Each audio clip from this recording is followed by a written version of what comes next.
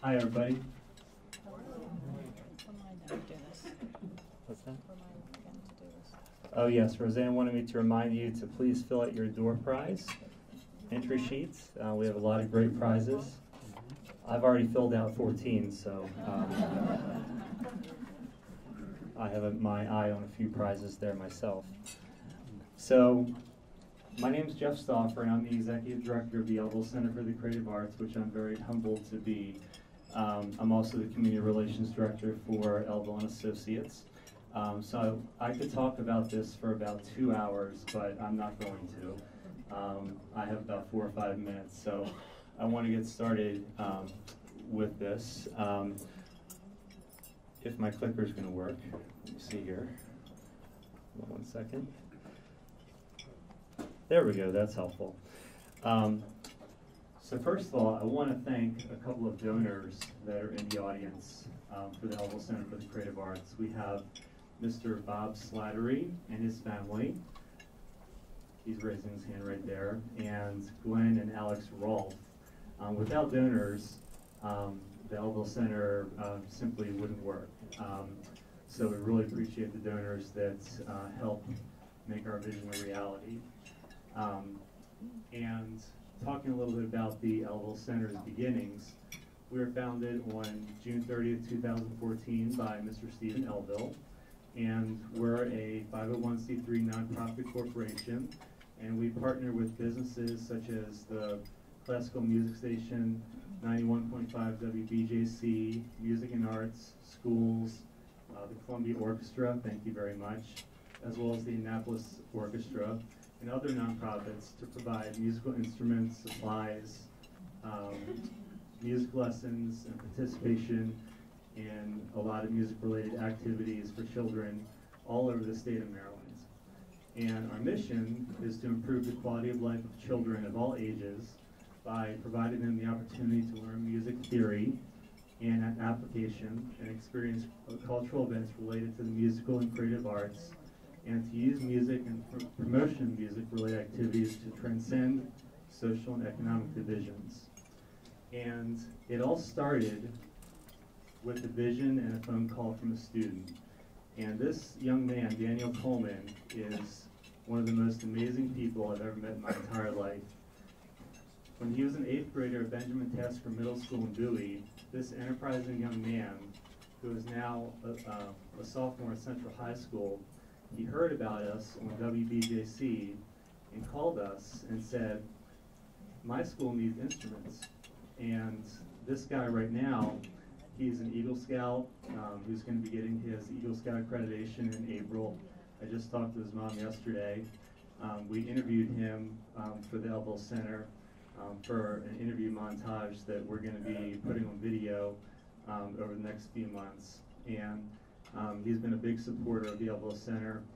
We're helping to pay for his violin lessons that he's taking on a monthly basis.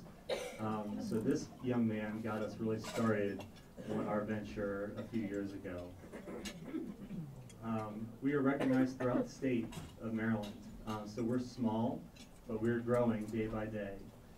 We're heard on WBJC. We're supported by Music and Arts in the Band Shop. We're recognized by Bach in Baltimore, the Columbia Orchestra, the Annapolis Symphony Orchestra, the Candlelight Concert Society. We received the Children's Home 2016 Annual Community Service Award, and we've had articles written about us in large magazines such as Maryland Super Lawyers 2017. So what we normally do, and this is the real crux of our work, is we visit with schools' music directors to learn about and understand what their needs are, and their needs are very great. The music directors that we visit with, they develop wish lists, which are typically about 3 or 4 pages long, as you can probably imagine, of items that they need that would benefit their schools' music programs. And they include repairs to their existing instrument inventory, needs for refurbished instruments to fill the gaps in their inventory, new sound system cases that are broken that they need repaired or replaced, supplies, funding for field trips, and much, much more. And then what we do is we get to work. We fulfilled needs on the program's wish list incrementally. And these are just some pictures of some of our deliveries. Benjamin Tasker Middle School, we had a huge delivery to them a few years ago, and that's Daniel as a young boy. He's grown up a lot. I still have a lot of gray hair. The Children's Home Partnership, which has been a wonderful partnership. The Children's Home is a place in Catonsville for children that have had some disruption in their lives due to family issues. It's been one of our great partnerships. George P. Cromwell, I'm not going to read this quote, but I think it says it all right here. This young lady, Carol Cox, she is just such a dear. When I come in with instruments, I feel kind of like Santa Claus. It's one of my favorite parts of my job. Everybody says it's kind of like a holiday type experience when we come in to make those deliveries. The students and the teachers, they just say it just makes their week and month when we come in with all these instruments and supplies for them. And it really just makes such a huge difference in how they can make their program work. Lastly, or I think second to last, here's a resident at the Children's Home in Catonsville recording an original song at the Song Builder Studio in Catonsville. So that's something that we are helping to fund for them.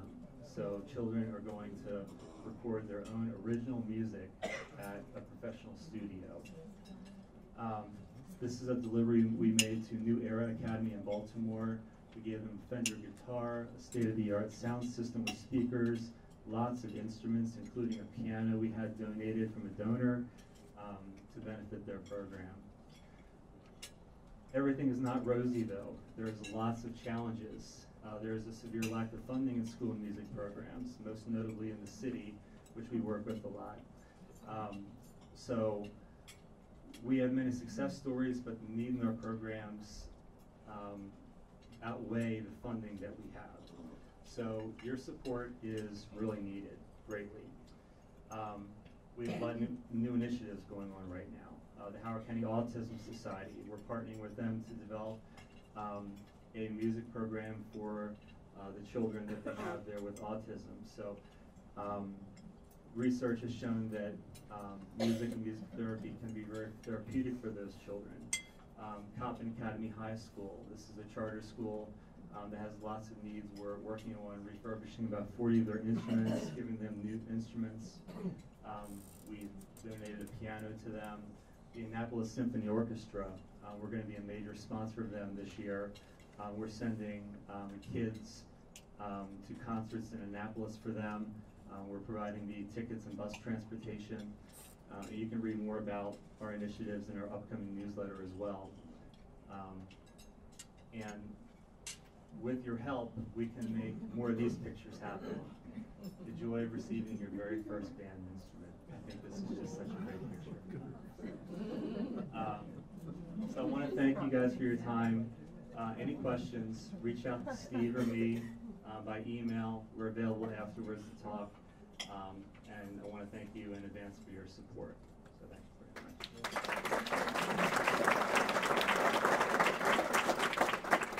much. So I want to transition. We're going to have some more music from the amazing Riversdale Chamber Ensemble. I want to more formally introduce them now. On violin, we have Brenda Anna. She is concert master. Brenda Anna, who attended the Peabody Conservatory of Johns Hopkins University, where she studied with Young Koo Ahn, Charles Libov, and David Geber of the American String Quartet. She currently serves as concert master of the Columbia Orchestra and is a member of the National Philharmonic. In addition, Brenda is a busy freelance performer in the Baltimore, Washington area. She currently serves, Ms. Anna has performed as soloist with many local orchestras and teaches in her private studio. She also is a member of the faculty of Princeton Chamber Music Play Week in Lexington, Virginia, a summer program for adult amateur chamber musicians. We also have Paul Lee on violin, He has been a member of the Columbia Orchestra since 2001. Currently, he is also the concertmaster of the Howard County Ballet Orchestra and studies the violin under Wonju Kim of the Baltimore Symphony Orchestra. A mathematician by training, Paul now works as a researcher at a computer security firm in Baltimore. He is also involved in designing and maintaining the Columbia Orchestra's website. Finally, Jason Love, he is the conductor and cellist who leads the Columbia Orchestra in his 19th year as music director, the fourth person to have held that post in its 40 seasons.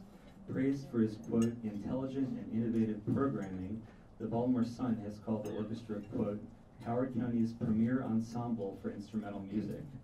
Love was artistic director of the Greater Baltimore Youth Orchestras for 13 years and music director of the New Horizons Chamber Ensemble for 5. A highly respected educator, Love has also guest conducted a wide variety of ensembles, including Ruckus, a contemporary music ensemble at UMBC, where he taught conducting for 7 years. As a cellist, Mr. Love has performed a wide array of concertos. His many chamber recitals include work with the Columbia Orchestra Piano Trio, featuring concertmaster Brenda Anna and pianist Nancy Smith. He is adjudicated and guest conducted at music festivals around the country. So I'll turn it back over to the Riversdale Chamber Ensemble.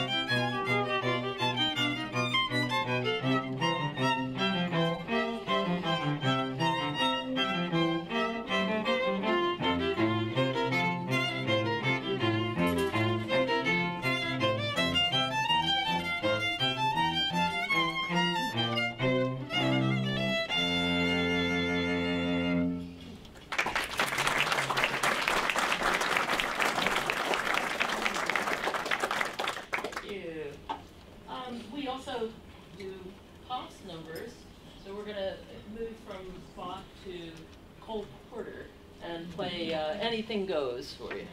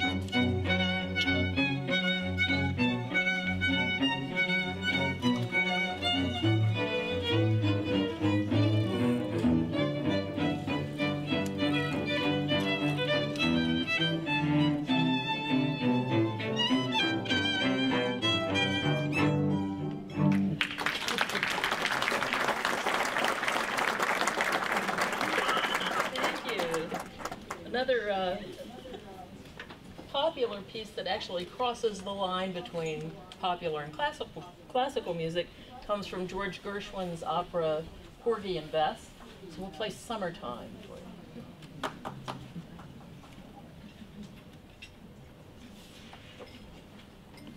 So you have the downbeat.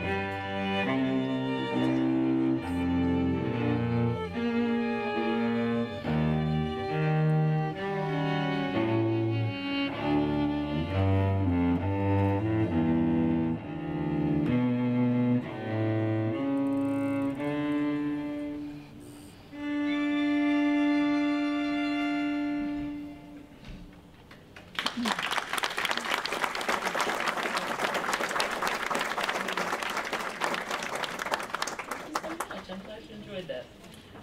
We're going to play several movements from the Handel's Fireworks Suite to wind up our performance here. If any of you are in the area tomorrow and looking for something fun to do on a rainy day, come over to St. Francis of Assisi Catholic Church off of Route 216, and you can hear Jason and Nancy Smith, our pianist, and I play a trio recitals. Admission is free.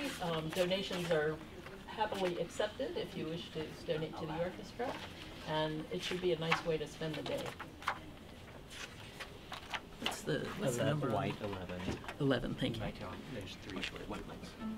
Just three minutes.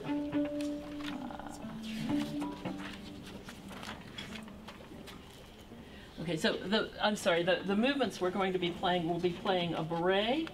Then what's the next one? Minuet and La Réjouissance. Oh, there it is. Yeah, bourrée, minuet, and La Réjouissance.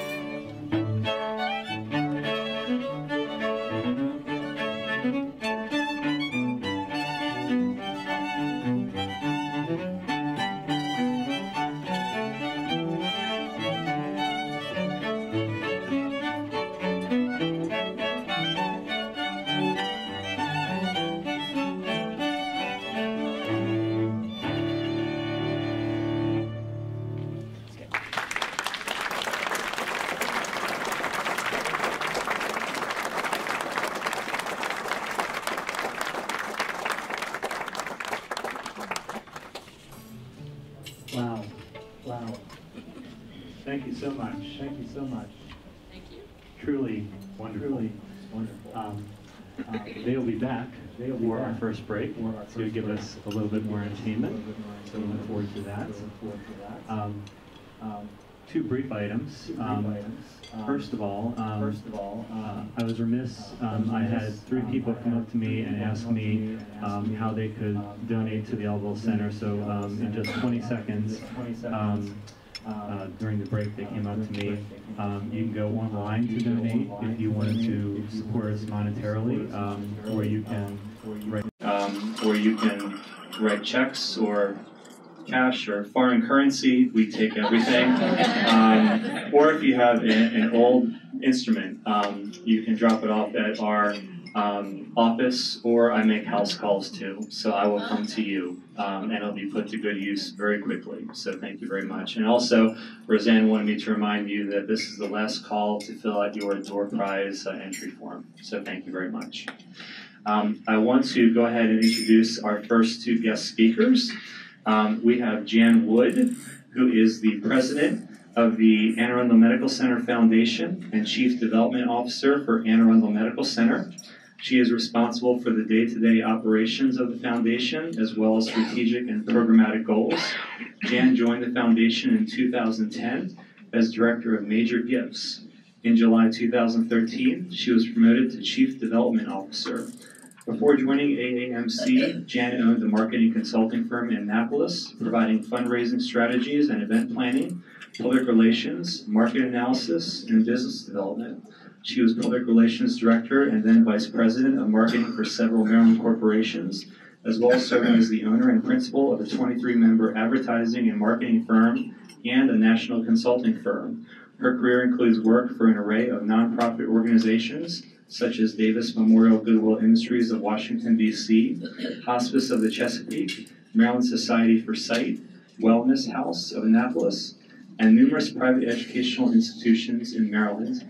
A native of Baltimore, Jan holds a Bachelor of Arts in English and a Bachelor of Science in Journalism Public Relations from the University of Maryland, College Park. Go Terps. She is a 1997 graduate of Leadership Anne Arundel, is a 2010 YWCA Twin Honoree, and was named the 2015 Top 100 Women in Maryland. Jan served on numerous boards of directors, including YWCA of Anne Arundel County, Anne Arundel Medical Center, Annapolis Walk for the Cure, Annapolis Wellness House, Leadership Anne Arundel, Annapolis and Anne Arundel Chamber of Commerce, Chesapeake Academy, and Hospice of the Chesapeake. And we have Barbara Jacobs. Barbara Jacobs, RN, joined Anne Arundel Medical Center as Chief Nursing Officer in 2015. Barbara came to AAMC from Johns Hopkins Suburban Hospital in Bethesda, where she served as the Chief Nursing Officer. With almost 40 years of nursing experience, Barbara began her career in New Brunswick, New Jersey, where she quickly rose up the ranks from new nursing graduate to Assistant Director of Nursing. She continued to develop her clinical skills as a staff nurse in hospitals in Camden, New Jersey, and Philadelphia.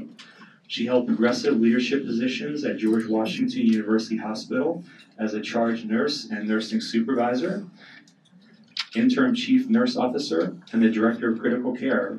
She is certified in gerontological and critical care nursing and has experience in cardiothoracic critical care. As chief nursing officer, Barbara works with nursing staff and nurse leaders, physician and multidisciplinary team members, auxilians, and patient and family advisors to continue building on important nursing initiatives, patient satisfaction, and well-being. She also leads the refinement and implementation of the nursing strategic plan.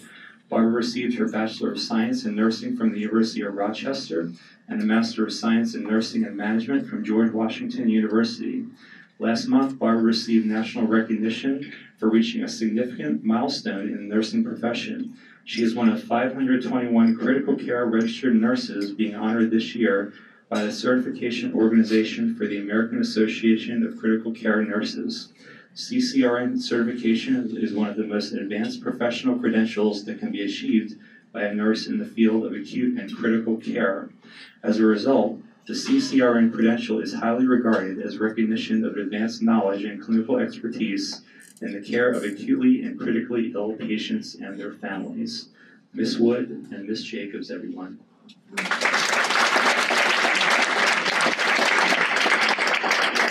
know more about me than my mother does. Good morning. My name is Jan Wood, and I am the Chief Development Officer at Anne Arundel Health System. Some of you may have remembered Anne Arundel Medical Center as that nice little hospital down by the water with about 100 beds many years ago. Today, we're a 400-bed health system with our main campus on Jennifer Road in Annapolis, but with facilities from Easton all the way through West County, down into South County and Southern Anne Arundel County, and all the way up into Pasadena. We also have a 40-bed addiction treatment center on Riva Road, and are in the process of building a new mental health hospital on that same campus that will happen in the next 2 years. The reason that we're here today is not just because we're nice people, but because Anne Arundel Health System happens to be the only hospital in Maryland that has a dedicated acute care for the elderly unit.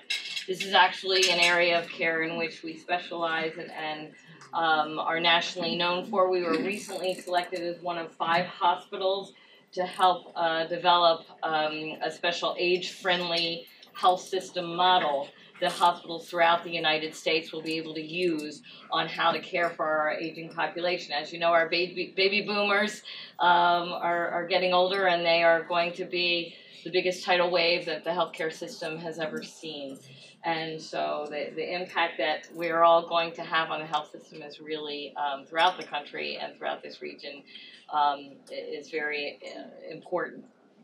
Caring for elderly adults is very different than caring for other patients. And so I'm going to turn it over to my colleague who, as you've heard, is truly an expert in this area, talk to you about some of the things that we're doing and setting the stage for other hospitals to do throughout the country in care for the elderly, and then open it up and answer your questions, and we'll have some materials for you to take home. Hello there, and we certainly got wonderful introductions.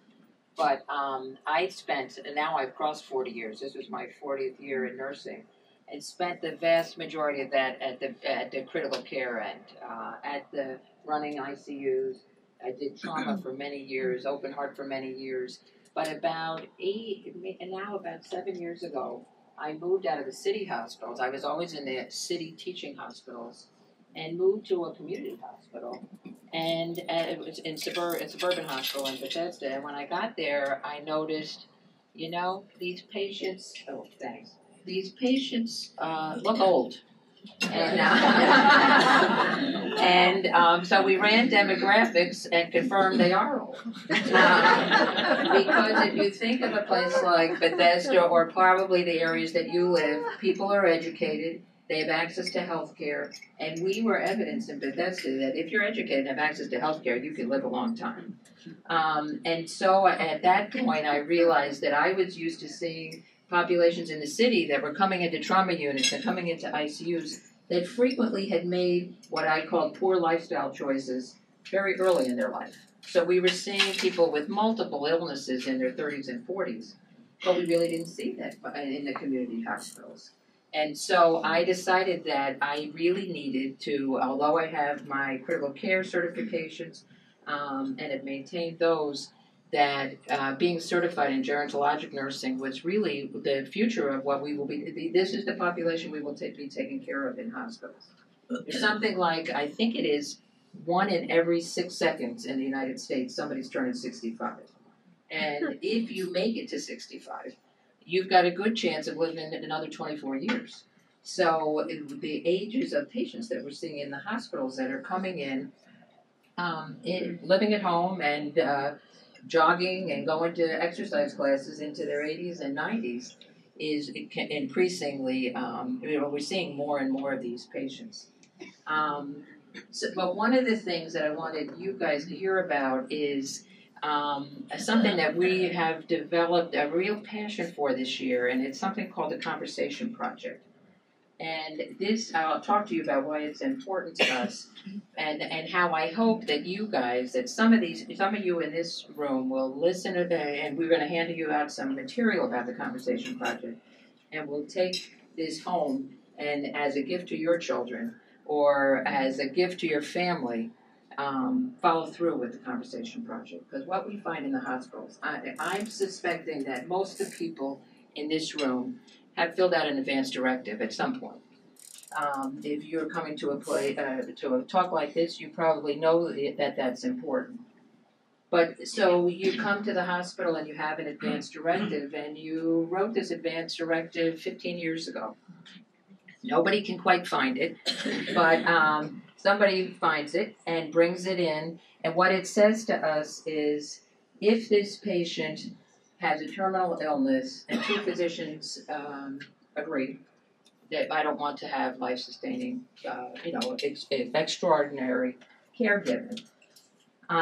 Well, there's a big range about what a terminal disease is. Is Alzheimer's a terminal disease? Is a devastating stroke that's going to leave you in a bed, unable to communicate with anybody and respond to your environment at all, is that a terminal disease? And so if we have not gone that next degree, the advance directive does not help us much. It actually doesn't. The other piece of the advance directive is many times we've gone to fill this out, we've done the will, we've done the advance directive, we're with the spouse, we name the spouse to be the person who's going to speak for me, and the spouse is really not the right person to speak for me. Because the emotional part of making these decisions when you're confronted in an emergency room is that the person is not capable of making the decisions, these tough decisions of what is the right thing to do for your care. So I thought I would I was writing down some scenarios. So this is like a patient scenario of what we might see and what we see frequently. Now these are made up patients, but they could be real. So Sandy and Peter have been married for 62 years. Peter's been retired for nearly 20 years and has an excellent pension and savings that allows them to live well and travel. They have made it clear to their children, who do not live locally, that they want to live at home and will not consider an alternative solution. And the children let that end the conversation. So the parents say, I want to live at home, and that's it, and we won't talk about anything else. Sandy has had a few small strokes, and that's affected her short-term memory, especially when she's tired. However, Peter took care of all the bills and major decisions, and it started helping around the house also, and so they were able to cope at home. Now Peter has been diagnosed with a rapidly progressive Parkinson's disease, and it makes him unable to drive, and he walks unsteadily. Today he's fallen. It looks like he has a hip fracture. The children have been called, and they gather from around the country in the hospital and are presented with decisions to make. It's apparent as soon as they get in the home that their parents are not safe in the home any longer. And although this is an educated, family that has resources, the family is totally unprepared to make decisions on what has to happen. Another scenario. Phil is a 68-year-old attorney, partner in a large D.C. firm. He is divorced and remarried for 5 years with adult children from his first marriage. He's devoted to his children, who have not fully embraced the new wife. He has a will in place and an advance directive, making his new wife his decision maker, but he's never really talked to the children at all about what he would want. He didn't even tell before his divorce, his son was his decision maker. Now his new wife is his decision maker. His advance directive speaks to terminal illness and not wanting to live in a persistent vegetative state. But while at work, Bill complains of a terrible headache and collapses. 911 is called, and he's brought to the emergency department where it's discovered that he's had a devastating intracerebral hemorrhage. They're unable to reach family immediately, and so the hospital takes him in for emergency life-saving surgery.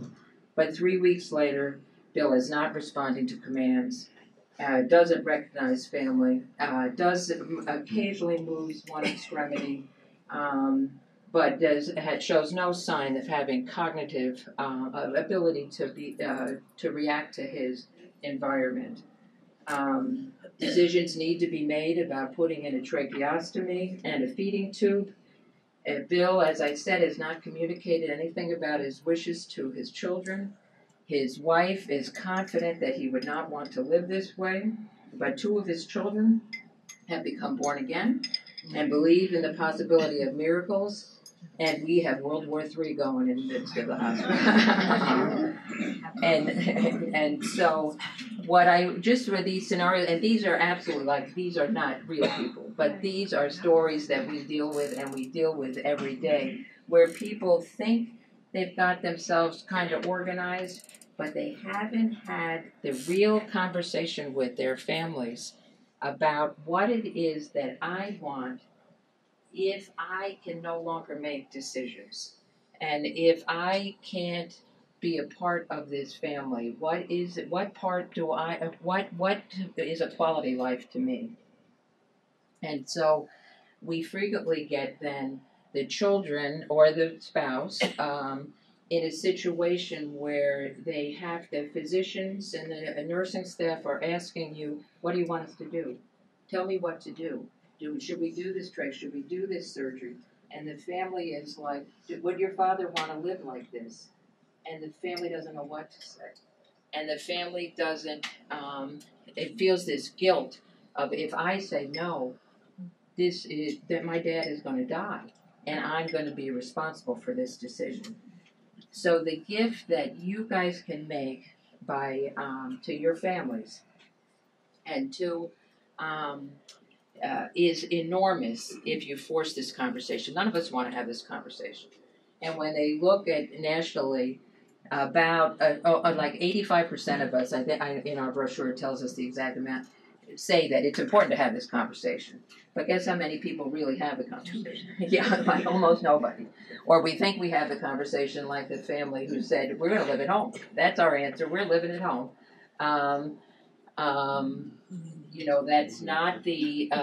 That's not really having this deeper conversation of what would you want if this happened. Help guide me and give me as your child or as your spouse the answer, so I know what to say when I'm presented with these questions. What happens now with the family that we talked about, the 62-year-old the 62-year married couple who's fallen, and now dad, he's broken his hip, he's going to have to go into rehab. Immediately, we cannot transfer you in Maryland to anything outside the hospital, any kind of next level of care, without something called the Maryland Order of Life-Sustaining Treatment, I think MOLST. Have you guys seen, have you had to, you've had to do it, and if somebody's walking up to you at the last second to say, here it is, fill out this, if you haven't been prepared, because we have to ask you, it's not like we can't, and if we fill it out incorrectly, it is the order of life-sustaining care, telling the next provider what to do when they receive this patient, whether to do CPR or not do CPR, or whether to put in a breathing tube or not. The MOLST is actually thorough enough. There's a mandatory first page, and then there's a secondary page that asks the questions about feeding tubes and fluids and such. But we hit you right at the, because we can't transfer you, so we got to fill this out right there. I was just going to say, in my case,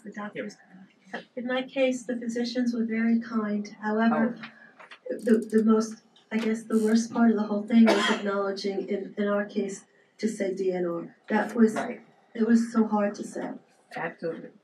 Yeah, I mean, it's never easy. These are never easy decisions when it's, I can tell you what I do. I'm half hillbilly and half Italian. And I'm the only healthcare worker in both groups. So I get called when anybody collapses in this whole big group. And so what my normal response when I'm talking to a hospital in West Virginia or a hospital in New York or whatever is, with my oldest relatives, is treat them till I get there, but don't do CPR.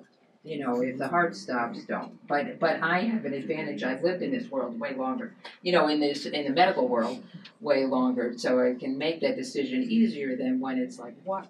is happening.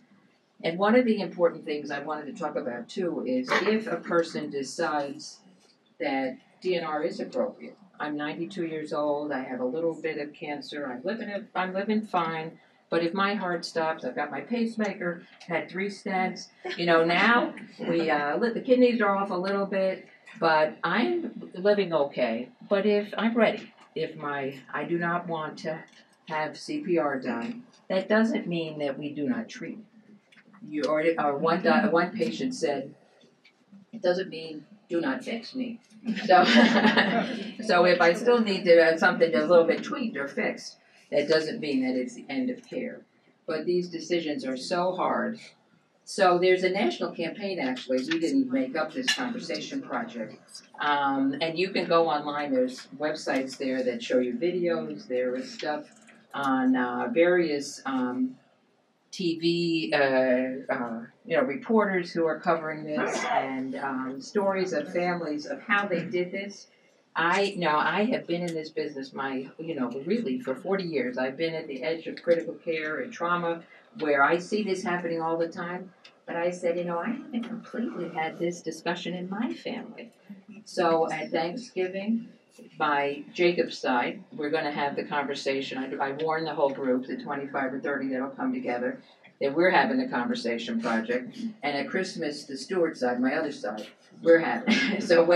Because we need to really get this out here and discuss what it is, what we would want, so that we actually, we're giving a gift to our families when we do this. The burden that comes off, if we can say to a family, let's look at what your dad wanted, or your wife wanted, or your child has told us that some of the worst decisions when you have to be making a decision for a child, but what your adult child wanted, or they told you what they want. Yeah. I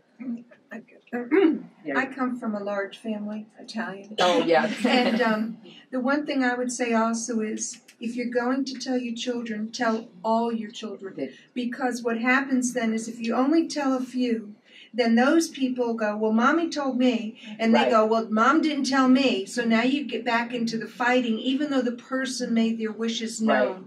Everybody has to be on the same page. And that's why I purposely talked about this man who talked to his wife, his new wife, sort of, but didn't talk to children. You've got World War III. I mean, and it's a terrible where somebody is accusing you of killing my father, or it is a terrible situation. And at the end of life, when it can be a memory that we remember peacefully and positively, that we were there together, it can be a horrible memory for families that they never recover from.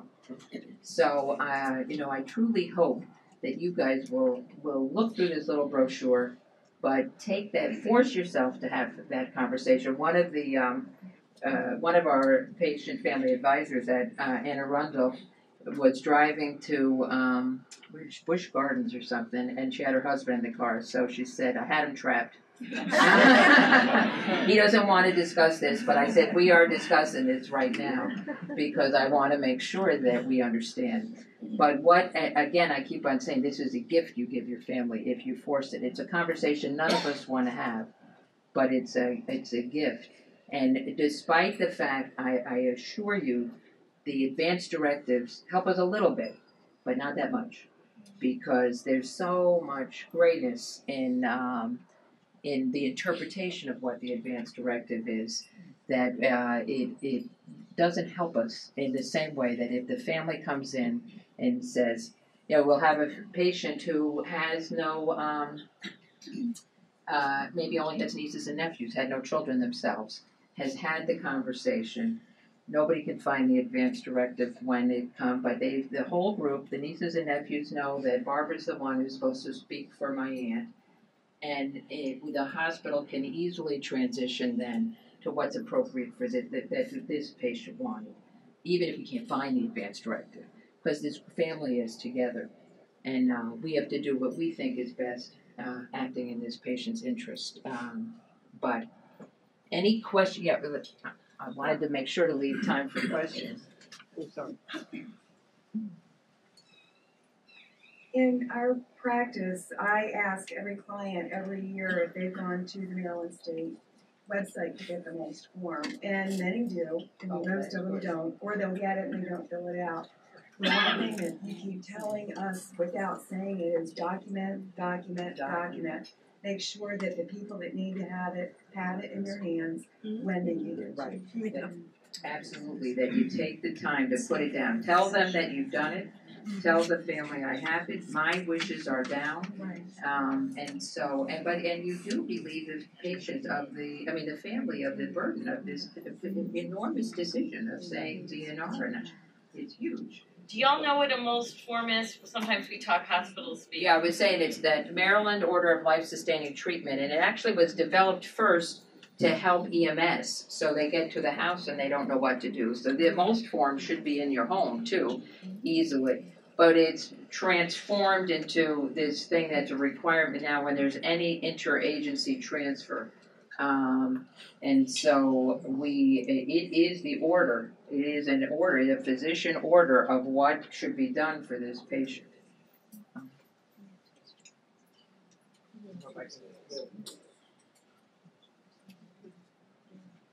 Hi. It sounds like you're suggesting that there be an oral conversation. Oral. But shouldn't something be put in writing and then kept in a safe place? Yeah. The advanced directive is one, and if you go online, what we find often in the hospitals is people still have their 15-year-old advanced directive. I did it, and if you look online now for the newer advanced directives, they help answer a lot of these questions. If you go to the Maryland site, they have the copies of advanced directives, or your attorneys can help you walk through it, that it's more than just you have a terminal illness. The older advanced directives that many of us, last night I was thinking, I bet my advanced directives is that. It just says that if you have a terminal illness and 2 doctors confirm I have a terminal illness, I don't want extraordinary measures done, which is but that, like I said, the definition of what's a terminal illness is very broad, because you can live for a long time curled up in a nursing home not responding to your environment, but is that how you want to end your life? So absolutely, you need the written document, but the written document without the verbal, without the oral conversation, is much less powerful. Yeah, well, hopefully the oral leads to the written document. Yes. Yeah, absolutely. Absolutely. How about here we go? Having dealt with this with my family, my mother, my aunt, and they didn't want to make this decision. They didn't want to talk, all that kind of stuff. Yeah. But one of the things that's hard is they feel like they're not going to have any control. And what I would say is, you still have control. You can still make your decisions. Right. And I would say that as long as you're alert and oriented, you can make your decision. Even if you have a diagnosis of some dementia, you still can be part of the conversation at that point. Right. And sometimes by being a nurse and being in the healthcare system, and I would observe, they'd come to me all the time. Right. And ask me, what does she want? What does she want? And I said, well, let's go ask her. Right. So the conversation is all along. It's doesn't end just when you sign the paper. Right. It's continuing. It's continuing. It is a challenge for those of us who are clinicians, because we, by nature, go to the clinicians, which is the wrong thing to do. Because we're just going to talk, we have our own little language that we get into, and nobody else in the room understands what we're talking about. But it's not the thing to do for the patient, that's for sure. They still want that control. Yeah. I'd like to ask you a question about age, or the age appropriateness. When we filled out ours, we're just now turning 80. A couple of years ago, the physician said, well, do not resuscitate. Oh, that's too early. So, you resuscitate. At age 95, we would have a different choice. Now, age obviously has, different connotations for everybody. So what is your take? My take is, it's a good question. Age absolutely shouldn't be the determinant. If you're 92 and running up, doing exercises and going out and doing whatever you want to do at 92, and you have minor arrhythmia, that's an irregular heartbeat that can be fixed in a second, with a little shock, that might be appropriate for that patient. If you're 92 and you've got cancer, you got 17 other problems, but at 80, absolutely. If one of us, and I've had people my age say, and I'm so young, but I do not persist. I don't want to. I said, I'm telling you, if I walk out here and accidentally step on an electric wire and collapse, please defibrillate me, because I'll be fine if I'm 80. So it's not even that we have to automatically put everybody at a certain age into DNR. But we need to know what it is. So if you come into the hospital and you are not going to recover to where you were before, what do you want us to do? But even at 80, you can have a devastating stroke. Yes. And in that case, then you would change. But by that time, you cannot. So that's why you have to have had this conversation, because you can't make the decision anymore, right? But hopefully your spokesperson says, we had this conversation, and if he can't be home, if he can't respond to the environment, this is not the life that he wants. So that's the conversation that's so important, because you can't make the decision anymore. And everything's not going to be in writing. Marilyn, can you put that DNR in the state we used to live in? The DNR had to be signed every time you entered the hospital. The MOLST is actually a order that stays until another MOLST would be written. You can take away the MOLST, and the MOLST has DNR on. Okay. So in Maryland, and now in most of the states, there's POLST in other states. Yeah. Maryland had to not accept the same that the rest of the country. We had to make ours more complicated. But there's POLST around the country and MOLST here. But those are orders that do not expire. Okay. Yeah.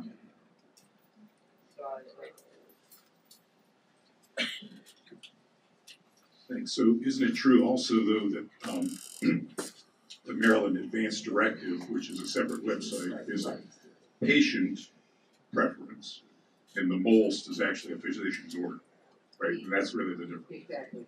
The Advanced Directive is the patient filling it out. The MOLST, which is supposed to be filled out with the patient participating, or whoever their designee is, but it is a physician who signs. The patient does not sign the MOLST at all. Yeah. So just commend you for the questions in here. Yes. You can actually, there's another resource, 5 Wishes. 5 Wishes. There's a lot of resources. You can actually turn that into an advanced directive. Exactly. And the Maryland site has an excellent some tips too about how to have this conversation. There's great videos and stuff like that. If you go on the web of trying to figure out how I'm going to start this conversation in my family when they say I don't want to talk about this. So I took that away from my family. I said that Thanksgiving and Christmas we're having these conversations. Let's say you're an older person and you spell out everything you want crystal clear. Right. Do children have the right to overturn that? It becomes, and now there's an increasing, in our hospital we've started an aggressive bioethics program. Because in the past, hospitals would be, this is going to get into litigation, they're going to call the Washington Post, we're going to be on the front of the Post, that they want us, they're sure that Dad is going to be saved, even if we say his recovery would be unprecedented in medical history. But now we absolutely, and I know in our institution, we would take this to our ethics committee, say we're at a debate, the patient has clearly defined what they want, the child has emerged that's saying this, and we would go to the patient's wish. We would support this and support the physicians, because the physicians and the staff are the ones that are at the bedside with the family who's accusing you of killing their loved one and all this stuff. It's a nasty thing, but we would defend the patient's desire. That if, in theory, if the family got 2 family members to say, I know Dad wrote that, but last week he told us, take that all back, then that's a different situation we could get into. We get into this sometimes with organ donation.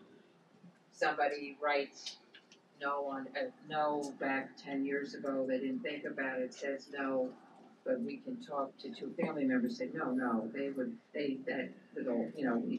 want to be an ortho.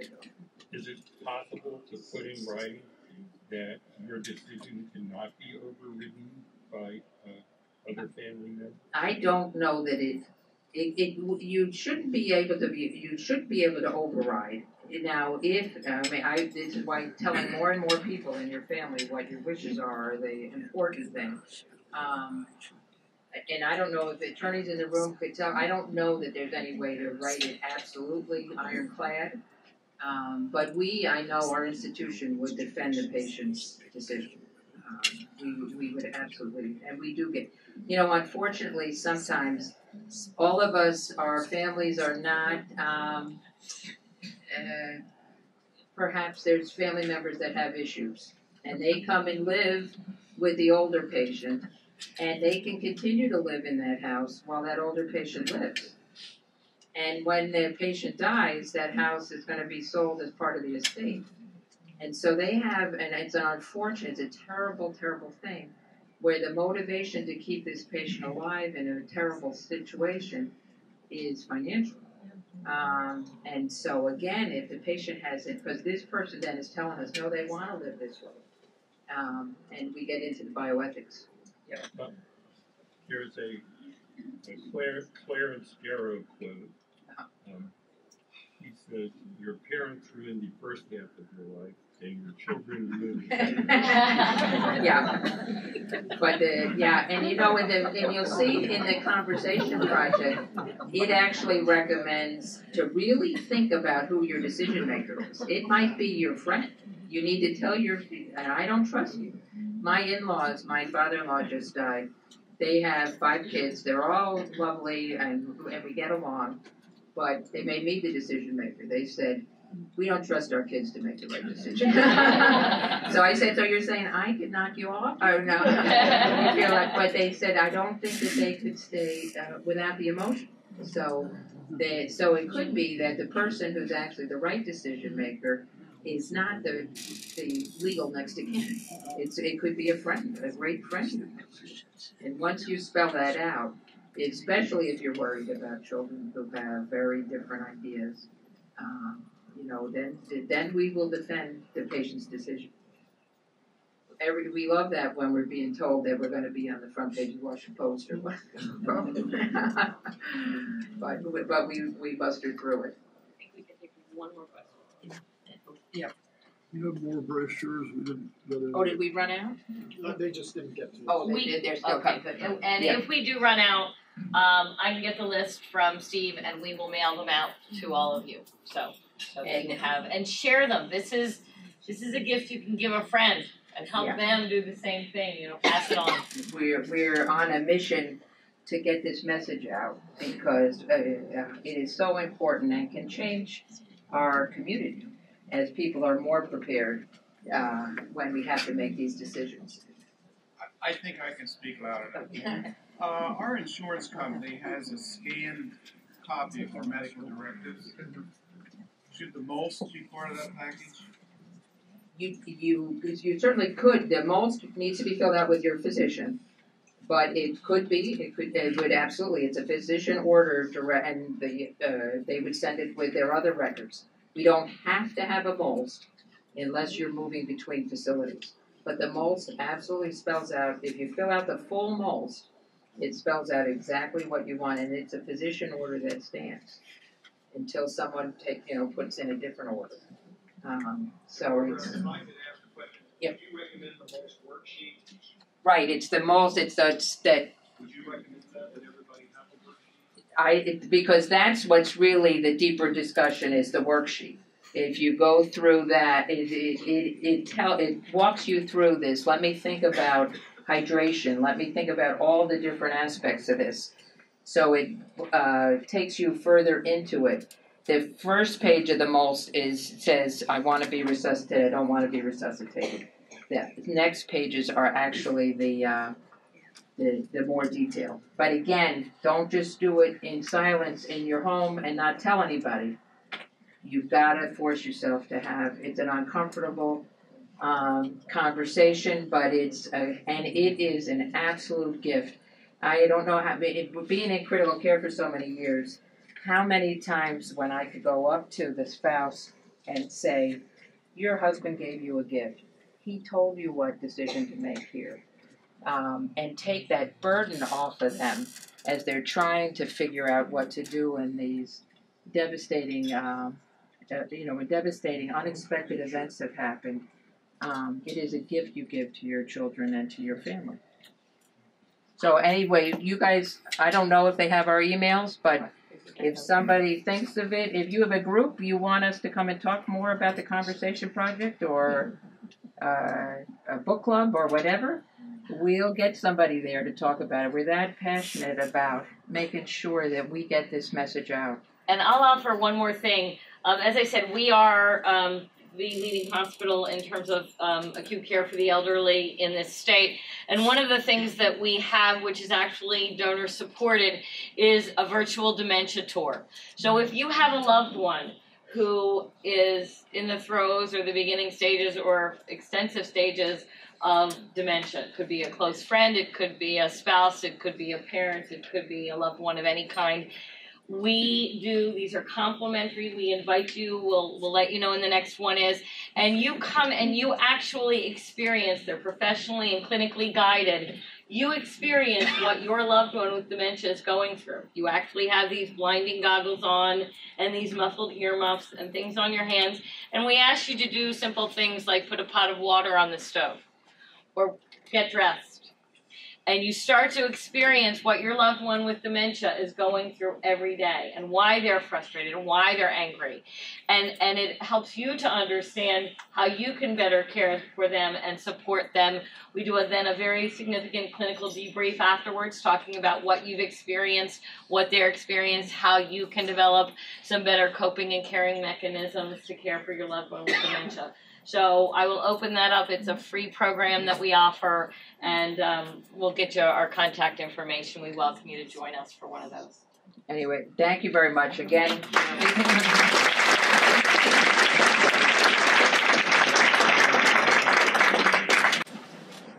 I'd like to introduce our next speaker, Gary Greenwald. He wanted me to just say, here he is, Gary Greenwald, but I'm going to delve a little bit deeper. Gary Greenwald has been practicing law in Maryland for more than 35 years, with offices in Howard County, Prince George's County, and St. Mary's County. His practice consists primarily of estate planning, wills, trusts, trust settlements, probate, and business law. Mr. Greenwald is a member of the Estates and Trust section of the Maryland State Bar Association and has served on the board of directors of the Estate Planning Council of Suburban Maryland for 6 years, as well as served as its president for 2 years. Mr. Greenwald is an active member of the National Network of Estate Planning Attorneys. He is licensed to practice in both the state and federal courts of Maryland and the District of Columbia. Mr. Greenwald graduated with honors from the University of Maryland School of Law in 1977. In 1989, he earned a Master of Law degree in taxation from the George Washington University School of Law. Mr. Gary Greenwald, everybody.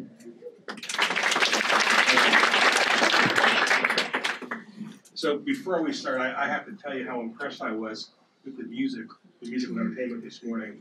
And they had mentioned that a part of their, of course, it was a quartet, but I saw 3 of them. They said that they have a trumpet player who wasn't here. And it brought back memories, because when I was in 8th grade, I started playing the trumpet. And after the director heard me play the trumpet, he said, you know, we have plenty of trumpet players. Why don't you learn how to play the French horn? So I figured I'd try the French horn because I wanted to make him happy. And so the following year when I went to high school, the first year I tried the French horn, I played for 1 year, and I had the distinction at Oxon Hill High School of being the only person in the marching band to be asked by the musical director, please, don't try out for it the next year. But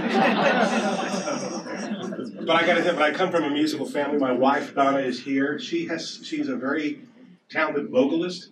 She sung the national anthem in every major league ballpark in the country. I have a son who is a self-taught musician who's recorded 3 actually he's in the process of recording his 3rd album. And I have a daughter who actually majored in piano at West Virginia University for a year or 2. So when I heard the music this morning, it brought back a lot of pleasant, and I got to tell you, unpleasant memories. So let me make sure I understand how this thing works, because I'm not a very technologically gifted person. Okay, that's not too hard. In 2015, the laws in Maryland changed dramatically when it comes to trusts. The Maryland Trust Act was enacted effective January 1 of 2015. It used to be, actually in every state in the country, if a husband and wife are married, and now if two spouses are married, the law afforded them a very unique creditor protection aspect, and that is that if a couple is married and a judgment is obtained against one of the spouses, for as long as they are married, a creditor cannot attach jointly held assets if you are married. It used to be in Maryland up until 2015, before the act was passed, that if a husband and wife took property that was formerly owned as husband and wife and put it into a living trust, you gave up that creditor protection. But effective January 1 of 2015, if you have language in the trust that says you'd like to keep that creditor protection, you get to keep it. So that actually made us probably the most trust-friendly state in the country. That law has not changed. It remains effective today. Another aspect of the Maryland Trust Act was that it used to be under Maryland law there were no statutes which required that beneficiaries be told of the contents of a trust when you died and what the assets were. And what the Maryland Trust Act did was it defined someone called a qualified beneficiary. A qualified beneficiary is a person who's going to inherit after somebody dies. And under this new statute, the law said that when a trust becomes irrevocable, or in plain English, when you die and the trust can no longer be amended, those people who are qualified beneficiaries are entitled to receive a notice from the trustee that you have died. The notice also says that they have a right to see the trust documents and all of the assets that are in the trust. So it really made the law now that a beneficiary is entitled to see what is in the trust. Effective, though, this year, that law has been modified. And now, if you have language in your trust, and this has become effective, by the way, I think October 1 of this year, if you have language in a trust, you can actually designate somebody else to receive notice on behalf of the qualified beneficiaries. What does that mean? It used to be that if you have beneficiaries, they are entitled to receive copies of the trusts and all the assets in the trust. And now, basically, if you want, you can create what I would call a secret trust. If you don't want your children or your grandchildren, dare I say this, a spouse, although I don't think that would work, to not know exactly what's in your trust, you can actually do that. I would suggest not making the spouse the subject of a secret trust. Let's see what's up here next. Okay.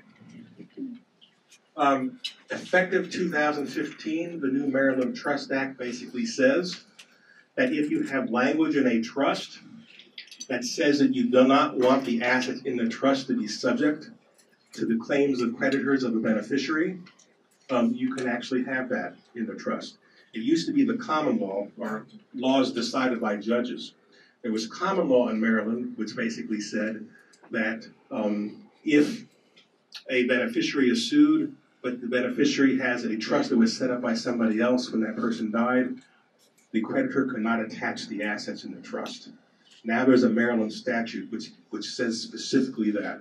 So if you have children who are not that good with money, if you have children who may not be in the best marriage in the world and you may be concerned about divorce issues, or if you happen to be leaving assets to a spouse and you believe that maybe soon after you pass away, he or she may remarry, and you want to make sure the assets don't end up in the hands of a future spouse, of your surviving spouse, you can create a trust to make sure that that doesn't happen.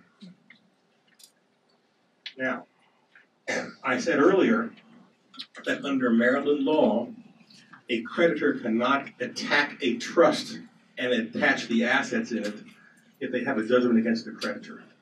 But in the past year, a case was decided in the state of California, in a case called U.S. v. Harris, where the federal government had a lien against a beneficiary of a trust. And that the case that was decided basically said that if the federal government has a lien against a beneficiary, the federal government can attach not the trust assets, but distributions that come out of the trust. And that seems logical. So let's assume you set up a trust for a child, and the child has a judgment against them. The creditor cannot actually pierce through the trust and attach those assets to satisfy the judgment. But when you think about it, as the assets come out, a creditor would be able to attach those assets. So it's not a foolproof thing, but it certainly is a lot better than it was before. We note again in the Harris case, they were just trying to take assets as the assets were being distributed out of the trust. So that's not protected, but the assets that remain in the trust are. So let me ask you, if you are now the trustee of the trust for your brother or your sister or your child, and there's a judgment against them, and you know that the creditors are circling the wagons like vultures, what do? You decide not to make distributions out of the trust to the beneficiary until the dust settles. By the way, does anybody here know how long a judgment is good in Maryland? 12 years. 12 years, right? All right, and you can always renew it. So it's not a foolproof thing, but usually after 12 years, creditors basically forget. All right, it used to be in Maryland that if you are a child and you have a destitute parent, that a child can actually be required to pay some of the debts of the destitute parent. There was actually a $1,000 fine that could be assessed. That's no longer the case in Maryland. So if you happen to have parents who have money issues and you're the child, you can breathe a little bit safer. You will not be held responsible for the debts of a destitute parent. I don't know how relevant this may be to some of you, but if you are deciding to create a business and you have real estate and you want to create an LLC, that means a limited liability company. It's like a corporation. And you want to transfer assets or assign real estate into the LLC, as long as the LLC has only one owner and it's you, and you are the only owner of the real estate, you will not have to pay transfer or recordation taxes. There is a law in Maryland that talks about domestic partners. You could not, if you don't want to be married, you could still live together and have what's called a domestic partnership. This does not have to be a same-sex couple. It can be a man and a woman. If you are a domestic partner, but you're not married, and the first partner dies, there generally is an inheritance tax that is assessed to the surviving domestic partner, with the exception of real estate. Now, under the new law, contrary to the old law, you can prove a domestic partnership simply by showing maybe there was a joint bank account, maybe each of you appointed the other as beneficiaries of a will. It used to be that you actually had to have an affidavit between the domestic partners to prove the partnership. That is no longer the case. So if you are in a domestic partnership and you want to try and escape the inheritance tax that is assessed against property passing to the surviving domestic partner, and again, this only applies to real estate, you can show that with some type of a joint ownership with other assets. You can show that if each of you may be the beneficiary of life insurance policies, you don't necessarily need to have an affidavit under oath. One of the final changes in the law is that if you die without a will, or even if you do have a will, a surviving spouse is entitled to something called a spousal allowance. And basically what that means is this. When the first spouse dies, if there are creditors, the creditors are entitled to receive assets out of the probate estate if there's a probate. But the first $10,000 of assets actually can pass to the surviving spouse without having to worry that the creditors can attach that money. So basically it ensures it's going to be at least a minimal amount of an inheritance received by a surviving spouse. That amount is going to be going up to $40,000 as of this year. And that basically are the only changes in the laws related to estate planning and estate taxes and trusts in the state of Maryland. Other than that, if you've had your trusts done or your estate plans done in the last year or two, you're probably safe. However, the advantage of belonging to the client care program is you never know when the laws are going to change. One of the big things that that was proposed this year in the legislature, which it did not pass, is the following.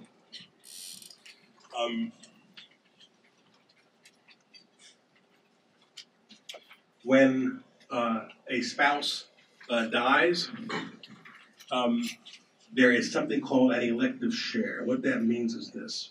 If assets are passing through probate, a surviving spouse has the absolute right to claim the greater of 1/3 of the estate of the probate of the deceased spouse or whatever is left to him or her in a will. And so what many times clients will do, if it's a second marriage or the marriage is maybe on the rocks, is they ask an attorney, how can we possibly avoid that elective share? And it used to be up until 1981, attorneys would suggest to clients to use a living trust. And the reason is that if your assets are in a living trust and you die, the assets pass outside of probate. So that was one way of avoiding this elective share. In 1981, a case in Maryland came out called Nell versus Price, which basically said, it wasn't directly on point, but there was what's called dictum in the case, which basically suggested that if you put assets into a living trust or some type of another asset, you cannot avoid this elective share by doing that. Now, the case was not on point, and lawyers weren't quite sure if it would be binding if it came down to a contest. But at that point, lawyers started telling clients, you know, we have this case called Nell versus Price. We're not sure how it would apply in a case, but if you're trying to avoid the elective share, we cannot really guarantee that a living trust would avoid that. Then about 6 or 7 years ago, and I don't remember the name of the case, in a dicta also, which means that it does not necessarily mean that it's law, but it was a suggestion by a court as how it might rule, is that if you put assets into a living trust, you might be able to avoid the elective share on the basis that if the legislature wanted the elective share to be applied to a living trust, the legislature could have simply put that into the law. And that never has happened. In the last 2 years, legislation was proposed and discussed to state very specifically that the elective share should apply not only to probate assets, but all assets, life insurance policies, living trust assets. In both of those years, that did not pass. So as of today, I can tell you affirmatively that the law is very unsettled, and that if you're trying to make sure that your surviving spouse cannot take advantage of the elective share, there's no law on point in Maryland, but the last case that suggested one way or the other says that it might work, but don't count on it. So those are the changes to the law which have occurred since the last time I presented this presentation, which was about a year ago. So what's next on the schedule, Steve? Mr. Mark Trent. Our featured speaker this morning is Mark Trent. He is a healthcare and Medicare specialist and founder of his company, Medicare Supplement Services. After many years in retail management, Mr. Trent found himself in a new occupation in the health insurance industry, where he discovered he had a gift for understanding insurance products and how to present them in a way that made sense to the layman. For over 10 years, he sold health insurance policies on the individual market, primarily to self-employed individuals. After the Affordable Care Act was enacted in 2010, through investigation and a recommendation from a colleague, he shifted his focus to the Medicare supplement industry and found his calling. Mr. Trent started Medicare Supplement Services in 2010 and now has close to 1,400 Medicare clients. His business model is to educate seniors on how Medicare works, what supplement plan is best for their circumstances with the lowest premium, and to facilitate the setup of a Medicare Part D plan, the prescription drug plan, the most complicated part of Medicare. His wife Debbie and he have been happily married 30 years, have 2 Doberman Pinschers, Elton and Isla.